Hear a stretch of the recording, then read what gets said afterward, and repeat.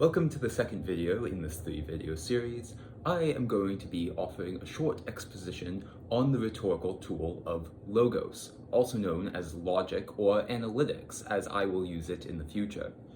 Ultimately, logos is the process of using a chain of small conclusions and intermediate assumptions to make the audience believe your overall conclusion or thesis in a speech or a debate.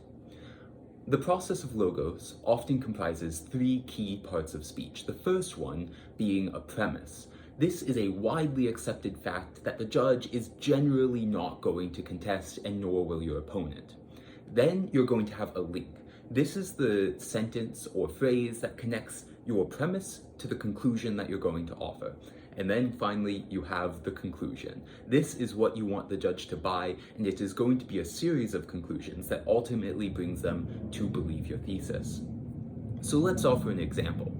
In the case of the LD speech that we're working on right now, let's look at the right to picket as a part of carrying out a strike. So we could say first that, comprising the premise, that people have a right to assemble.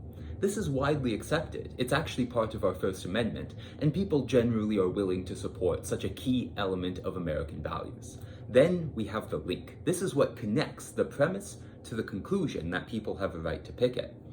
That would be that picketing is a form of assembly. Remember, picketing is when a bunch of striking workers congregate outside of their workplace and try to deny entry. So it might be a very controversial right to assembly, but people are gathering together physically. That's assembly, right? So now we have people have a right to assemble, and picketing is assembly. Now we can build our conclusion. People have a right to picket.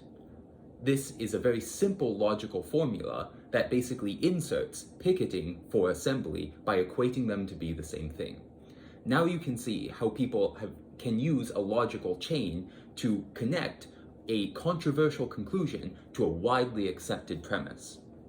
If you're trying to use logos in one of your speeches, what you'll want to do is make sure that you have a tight logical chain so that people can't poke too many holes in it, and try to ensure that your premises are believable, your links are coherent, and therefore you can carry out your conclusions. A good tool, if you're trying to test this at home, is to ask what assumptions you have made and whether those assumptions will be commonly understood. If they aren't, then you need to move to a more base level assumption and add a new link in there to really get that cohesive argument.